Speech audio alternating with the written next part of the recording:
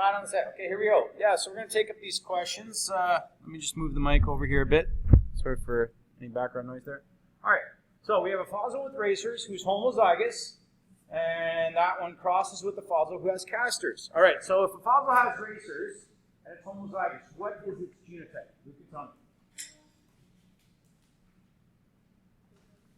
Big R, big R. Very good. And if a fossil has casters, little r, little r. What does little r mean? What is that representing? Recessive gene. Or, what's another word for gene? Allele. Yes, allele. Very good. Okay, good. All right, cool. So let's do that cross. So we're going to do the Punnett square, which I've shortened to PS, because I'm lazy and I don't want to write Punnett square. Genotypic ratio, GR. Phenotypic ratio, PR. Yes? Okay, cool. And then I'll show you how we can kind of integrate poker chips with it too. Okay? All right, so fossil with racers. Well, first off, I don't know, I like to draw them because they're cute and stuff. So it just helps me get in the frame of mind what's going on here. Okay, so there's that dude, that dudette. There we go. There she is. It doesn't matter. I mean, racers are cool for, having good grip on the road and for high speeds, but those casters are awesome for maneuverability, right? So depending on the environment you're in, it may be better to have casters than it might to have racers, even if racers seem cooler. All right. So here we go. Genotype of the parents. So homozygous with racers means it's big R, we established that, and little r for the caster. So the first thing you want to do is figure out what your cross is. All right, you got your phenotypes of your individuals, and then you've got your genotypes of individuals.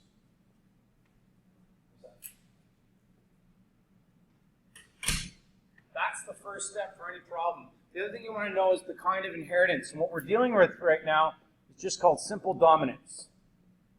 Okay, that's where if you have one allele present, it'll be dominant over the other. That's why we write little r. So if I have big R, then we're getting racers. There's nothing in between going on there. Okay? So we're going to show this cross. So now I'm going to set up my Punnett square.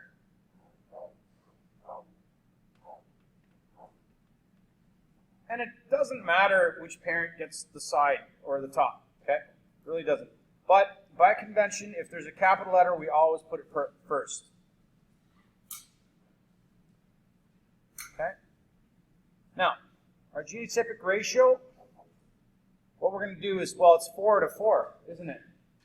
So that we'll just say all big R, little r. Okay? Our phenotypic ratio, remember phenotype is the trait we actually physically see.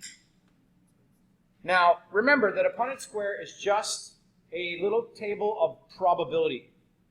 So what's the probability? 100%, right? So we're looking at odds.